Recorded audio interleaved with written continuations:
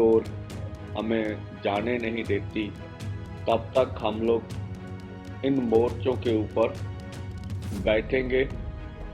और जो हमारी दिल्ली जाने की बात है वो कायम रहेगी कि जब भी सरकार ऐसा निर्णय लेगी कि हम रास्ते खोल रहे हैं तो हम उस समय अपनी राजधानी में जाकर लोकतांत्रिक तरीके से अपना आंदोलन जारी रखेंगे। इस तहत जो अब हम देख रहे हैं, किसान मजदूर लहर का जो महान शहीद है, शहीद शुभकरण सिंह, जिनकी कल उनके गांव में अंतिम अरदास या श्रद्धांजलि समागम होना है, उनके लिए हम पंजाब, हरियाणा, राजस्थान, यूपी जो नजदीक के राज्य हैं, सभी यहाँ इन उत्तर भारत के राज्यों को, जो भी माताएं बहनें हैं,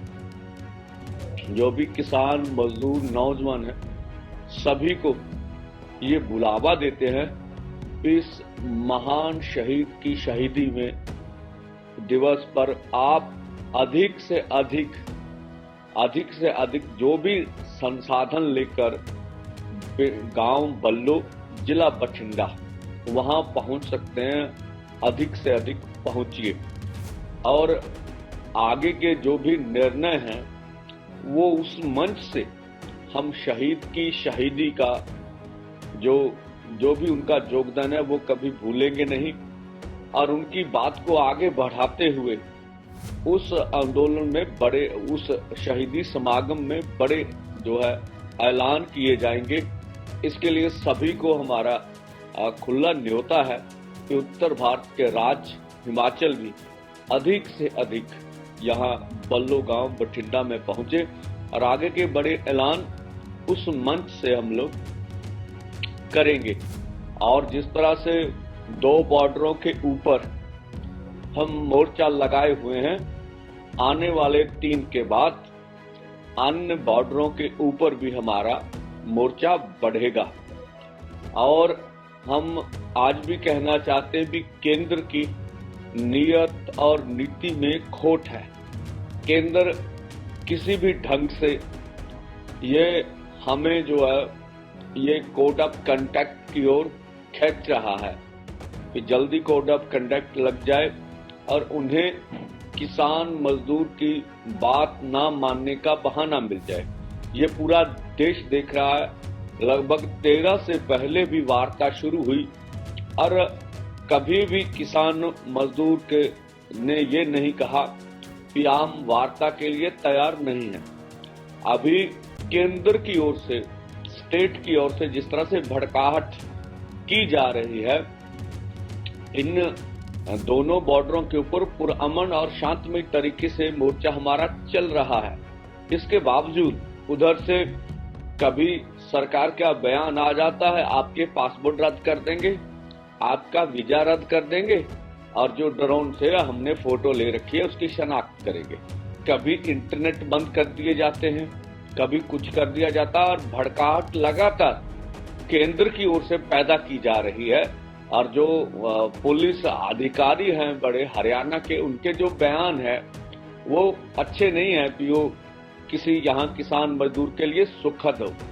और जिस तरह की बयानबाजी वो स्टेट की ओर से हो रही है, ये वार्ता के लिए उचित नहीं है। हमने पहले भी बोला था कि आप वार्ता से पहले इस तरह का माहौल पैदा करिए जो वार्ता के लिए अच्छा हो, और अभी तक उस तरफ तो कोई भी हाथ केंद्र ने बढ़ाया नहीं है। तो अब देखना होगा कि केंद्र आगे क्या करता है। लेकिन हम लोगों से आह्वान करते हैं कि जब तक जो भी हम मांगे लेके आए हैं, जिसमें से बड़ा मुद्दा एमएसपी लीगल गारंटी कानून का है, C2+50% के हिसाब से डॉक्टर स्वामीनाथन कमीशन की रिपोर्ट के अनुसार फसलों के दाम का सवाल है, किसान खेत मजदूर के कर्ज का सवाल है, बिजली एक्ट 2023 जो केंद्र ने हमारे साथ वादा खिलाफी की, जो पिछले आंदोलन में वादा था स्टेक होल्डर से वार्ता करने के बाद लाएंगे, वो वार्ता नहीं की, ले आए हैं उसको। ये निजीकरण है, इसको हटाने की मांग थी। पॉल्यूशन एक्ट में से कुछ तो इन्होंने काम किया, लेकिन खेती सेक्टर को बाहर नहीं किया, उसका नोटिफिकेशन भी अभी हमें दिखता नहीं है। सभी जो देश दिल्ली या चंडीगढ़ में जो किसान मजदूर नौजवान के ऊपर केस डाले गए हैं, वो वापस लेना बड़ी बात नहीं थी, अभी वो भी नहीं लिया गया। लखीमपुर खीरी के मुख्य दोषी अजय मिश्रा टैनी, जो सरकार को थोड़े दिन रह गए हैं, अभी तक उन्होंने उनके ऊपर 120 बी साजिश करने का पर्चा है, अभी उनको मंत्रिमंडल से बाहर नहीं निकाला। और जो लखीमपुर खीरी आंदोलन की जो मांगे थी उनको भी नहीं माना, ये बड़ी मांगे नहीं थी। और ये भी हम चाहेंगे, सरकार जो पंजाब की सरकार है, जिस तरह से वो स्थिति स्पष्ट नहीं कर पा रही है कि क्या केंद्र अथवा पंजाब सरकार का ये फिक्स ऑपरेशन था, ज्वाइंट ऑपरेशन था। जो हम शंभू बॉर्डर पर बैठे हैं, उनके पुल के बारे में लगातार बात हो रही है कि ये पंजाब के क्षेत्र में, और जो पंजाब की टेरिटरी है उसका उल्लंघन हरियाणा के अर्धसैनिक फोर्स या पुलिस कर्मी लगातार कर रहे हैं। जिस तरह से इसराइल से ये ड्रोन मंगाए गए स्पेशल किसान मजदूर आंदोलन के लिए, जिस तरह से उन्होंने स्वतंत्र पंजाब की टेरिटरी का इस्तेमाल किया, उसके ऊपर भगवंत मान सरकार स्थिति स्पष्ट नहीं कर रही है। और जो हमारा नौजवान शुभकर्ण सिंह जी शहीद है, उसके ऊपर भी भगवंत मान सरकार की स्थिति स्पष्ट नहीं है। और जो जितने अभी तो 250 से ऊपर MLR कटने की सरकारी रिपोर्ट में पुष्टि हो चुकी है, तो जो भी इधर इंजर्ड हुए हैं, क्या भगवंत मान सरकार के अब उन दोषियों के खिलाफ पर्चा दर्ज करेगी जो भी इंजर्ड इधर आके, जिनकी आंखें निकल गई, बुलेट जिनकी बाजू के आर पार हो गया, जिस तरह से प्रितपाल जी को यहाँ से अगवा करके उधर ले जाया गया, अब वो पीजीआई चंडीगढ़ में। तो ये पंजाब सरकार को स्थिति स्पष्ट करनी पड़ेगी। तो हमने देखा कल विधानसभा में कोई भी किसान आंदोलन की या MSP गारंटी कानून के ऊपर ना तो विपक्ष का कोई दिख रहा है, ना सरकार का भी। वो विधानसभा में रेजुलेशन पास करें कि केंद्र सरकार MSP गारंटी कानून समेत सभी मांग जो है केंद्र वो मांग ले। अगर भगवंत मान सरकार कहती है मैं किसानों के साथ हूँ, तो वो भी कल की विधानसभा में हमें रिपोर्ट नहीं है।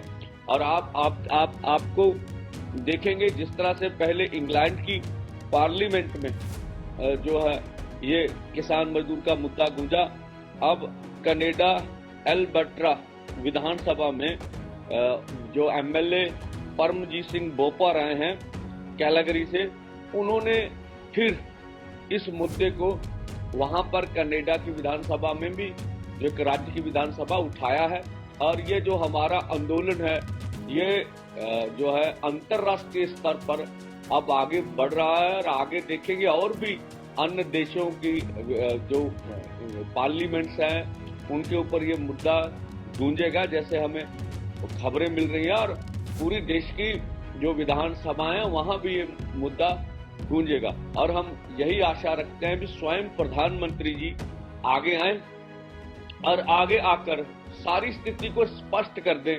MSP लीगल गारंटी कानून बनाने में भारत सरकार को क्या दिक्कत है, क्या दुविधा है, उसके बारे में स्पष्ट करें तो सबसे अच्छा होगा।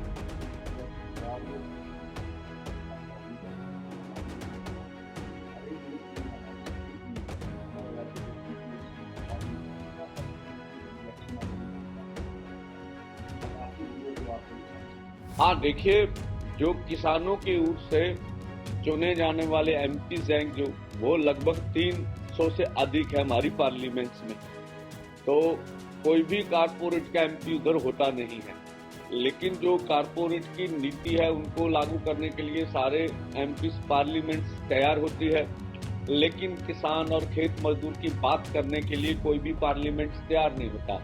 हमारे 13 MP चुने हुए हैं, एक आध को छोड़कर बाकियों ने तो मुंह ही नहीं खोला है। और जो राज्यसभा के मेंबर हैं, जो ज्यादातर आम आदमी पार्टी के हैं, मुझे ज्ञात नहीं है कि कोई उन्होंने कुछ बोला हो। तो ये इस तरह से अब देश पूरा देख रहा है, जो भी कर रहे हैं हमारे मंत्री, एमएलए, एमपी, तो आने वाले समय में जिस तरह की सरकार की, केंद्र सरकार की भूमिका है, तो देश देख रहा है, इनके बारे में उचित निर्णय करेगा आने वाले समय में।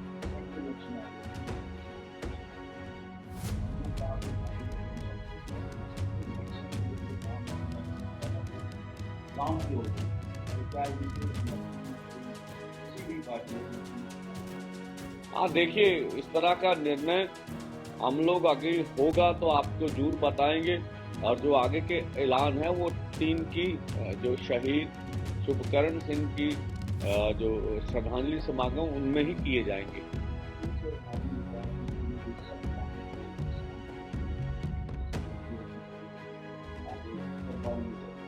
लोगों में पैनिक ना होगा। देखिए, जहां तक शंभू बॉर्डर का सवाल है, ये भी सरकार ने रोका हुआ, हमने रोका नहीं है। खनौरी बॉर्डर भी सरकार ने रोका हुआ, वहां आगे 3 दीवारें की हुई हैं, पूरा 100 किलोमीटर तक दीवारें ही दीवारें। इस तरह से जो डबवाली बॉर्डर है वो भी सरकार ने सील कर रखा है, वो पहले से बंद पड़े हैं। हमने अपनी ओर से कभी भी ऐलान नहीं किया कि हम जो मेन हाईवे है उसको जाम करेंगे। तो ये हम तो अपनी राजधानी में जा रहे हैं और केंद्र द्वारा ये रोका। जिस तरह से पंजाब की आर्थिकता पर इसका बुरा प्रभाव पड़ा, हरियाणा की आर्थिकता पर इसका बुरा प्रभाव पड़ा, दिल्ली में भी कारोबार के ऊपर बुरे प्रभाव पड़े, तो इनकी भरपाई मैं बोलता हूँ केंद्र से करवानी चाहिए।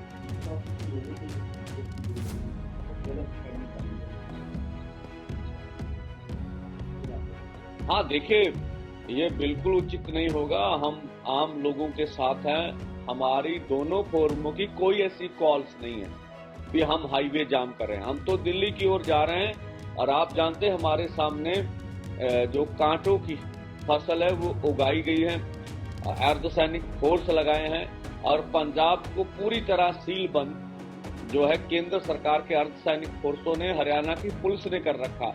अब देखिए दिल्ली से हम कितनी दूर है, अब दिल्ली को भी जो चारों ओर से पूरी तरह सील किया हुआ है। अब लोगों के विरोध के कारण वहां साइड की सर्विस रोड खोली गई है।